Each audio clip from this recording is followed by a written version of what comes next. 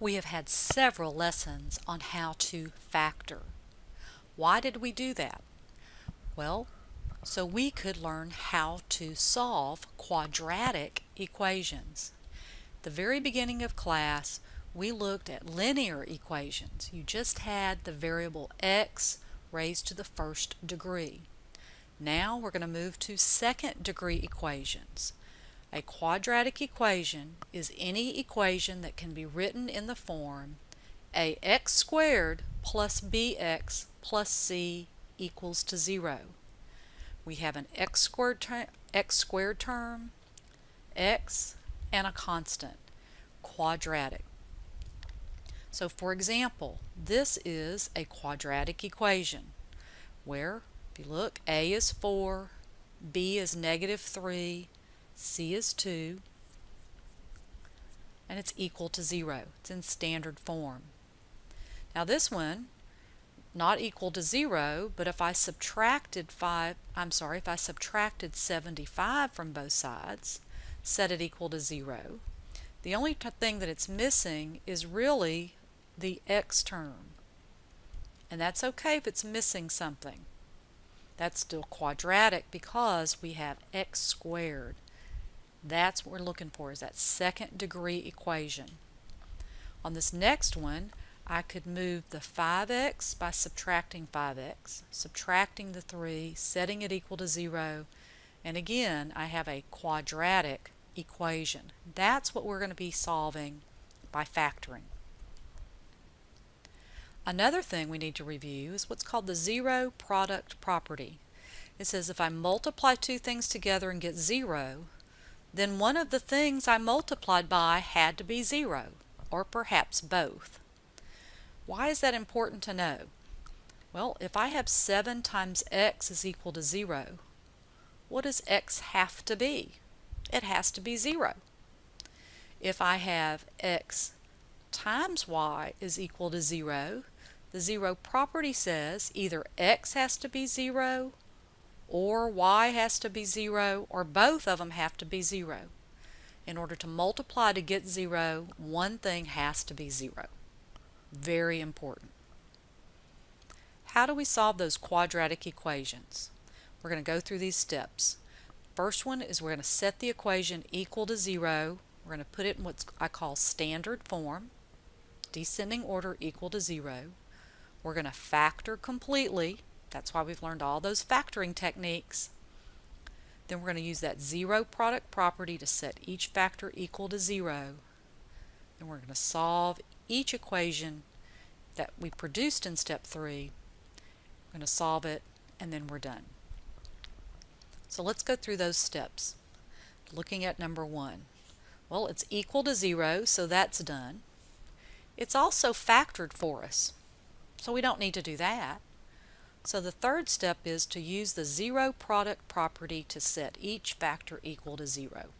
Alright, I have 1, 2, 3 factors. Let's set them each equal to 0 because all 3 of these are multiplied together to equal to 0. So one, both, or all 3 have to equal to 0. So how do I solve? I divide by 4. So this is a review of like lesson number 1 almost. I'm going to add 1 to both sides. I'm going to subtract 6. So I don't have one answer, I have 3 answers. And you could check by plugging in 0 here, here, and here, and you'd get 0. You could also plug in 1 here, here, and here, and you would get 0. You could also plug in -6 here, here, and here, and you would also get 0. All 3 of those would work. Let's look at number 2. It's equal to 0, so it's in that standard form, but this time I have to factor it. So it's a trinomial with a leading coefficient of 1, so I know x times x. Remember, we want to know what multiplies to get -21, but adds to get -4, -7, and +3. Then we set each factor equal to 0, and solve. So I'm going to add 7 and I'm going to subtract 3. So I have two answers for number 2, -3 and +7.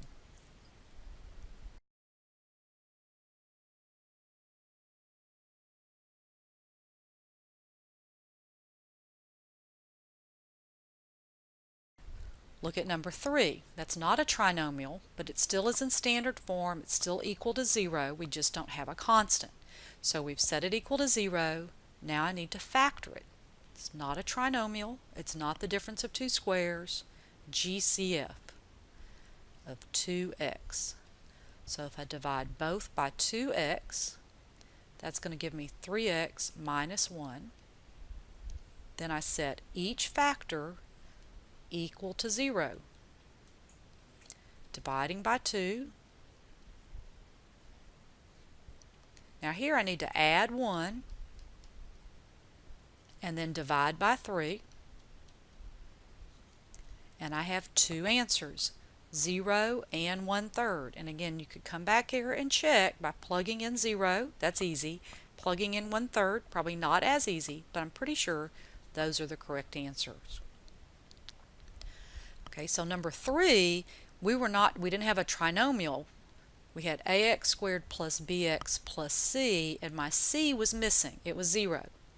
On number 4, we have ax squared plus bx plus c equals 0, but I don't have that bx. That's okay. It's still quadratic because of the x squared. It's equal to 0. I still need to factor it.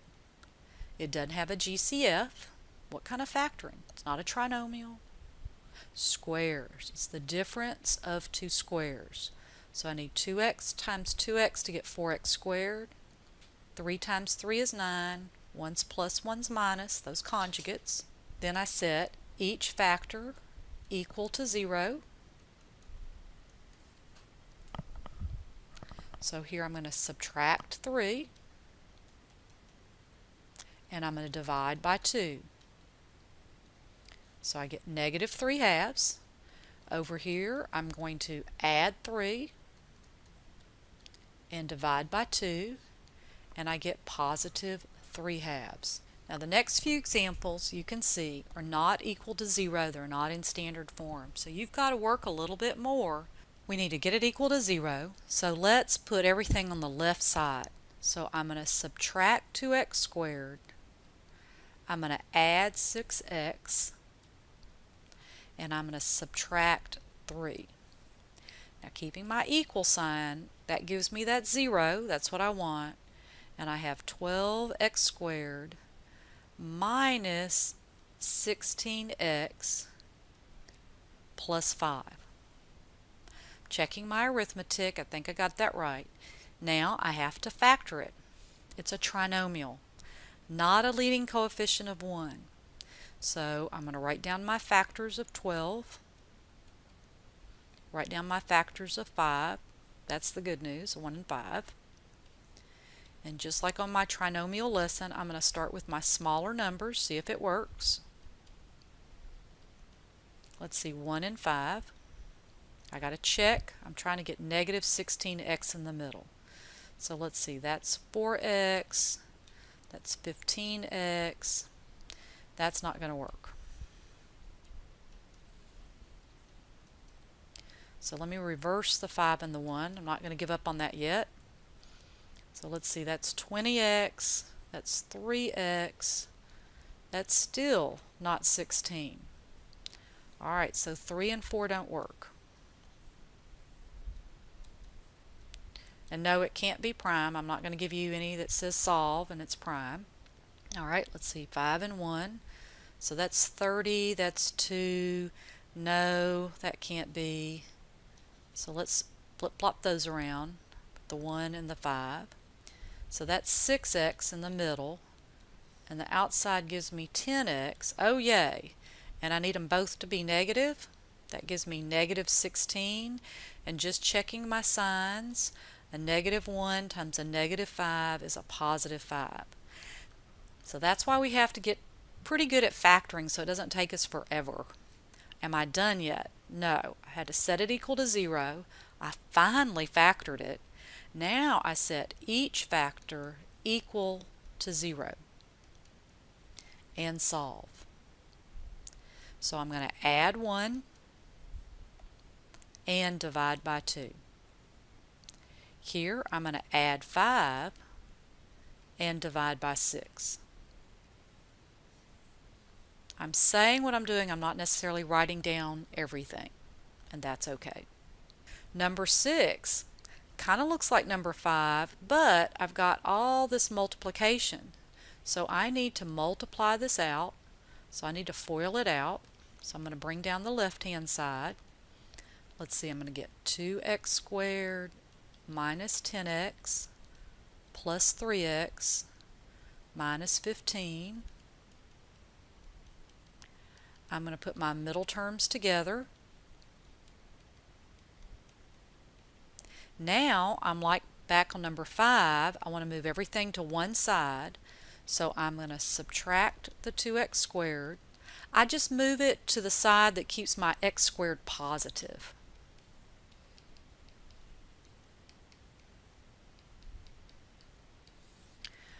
Okay, so what do I have? I have 5x squared minus 12x plus 7 equals to 0.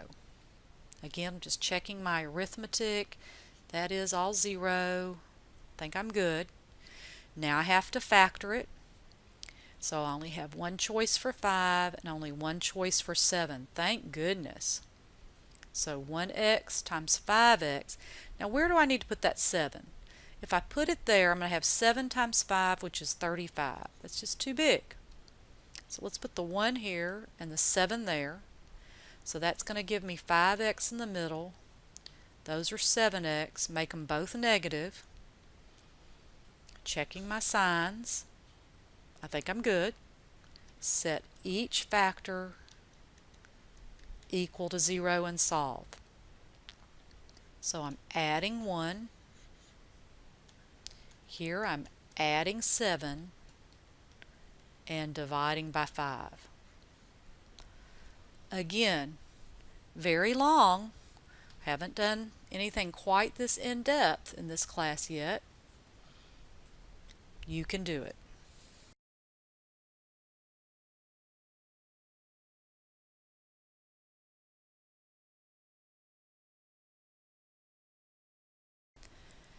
Number 7. Now does that look like number 1? Is it already factored for us? Well, yes and no. It's not equal to 0. And we don't have any property that says, ooh, if they multiply together and be -1, each of them has to be -1. No, no, no. That only works if it's equal to 0. So we still need to multiply that out and set it equal to 0. So let's just start.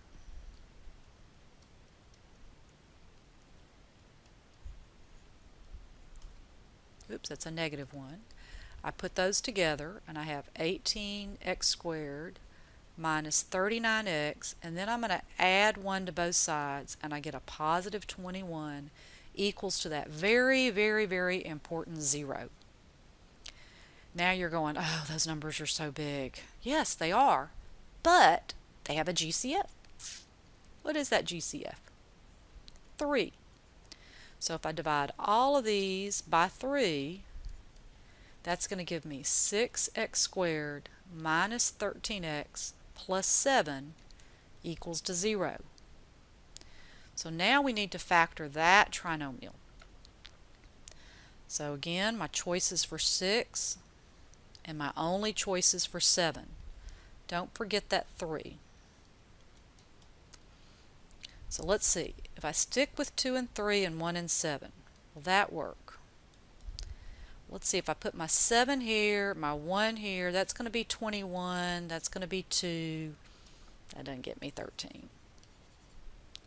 So if I put my 1 here and my 3 there, oops, 7, sorry.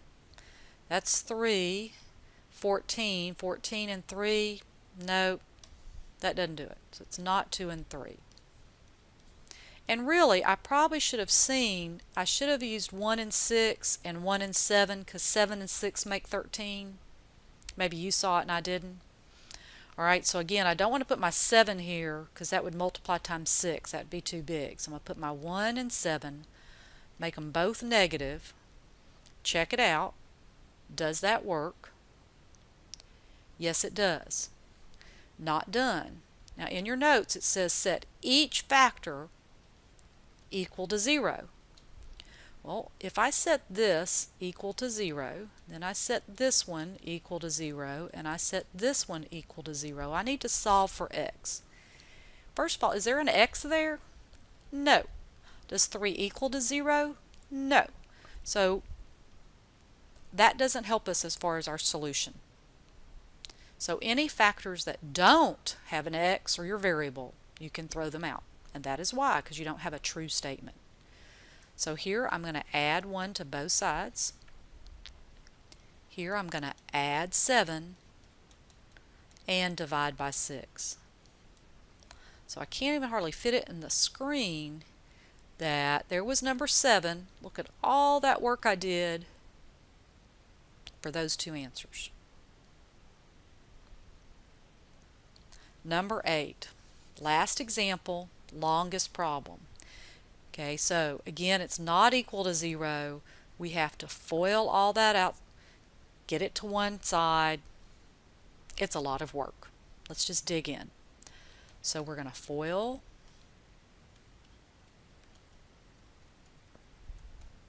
FOIL on this side, meaning using my distributive property.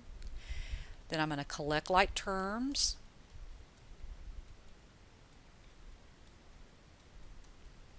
Putting my middle terms together.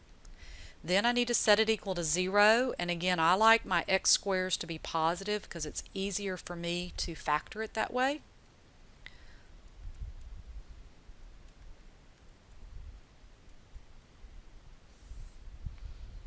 So let's see, that's going to give me 1x squared plus 6x. Oh, that's 0. And of course that's 0. Thank goodness. An easy thing to factor. It's not a trinomial, but it at least has a leading coefficient of 1. How do I factor that? Just a good old GCF of an x. So divide each by x. Left with that, I want to set each factor equal to 0. And this time, that is an x, so I want to set it equal to 0. That is a solution. That's not the same as just a number. That is an answer. And here I subtract 6 on both sides. That's what I've got.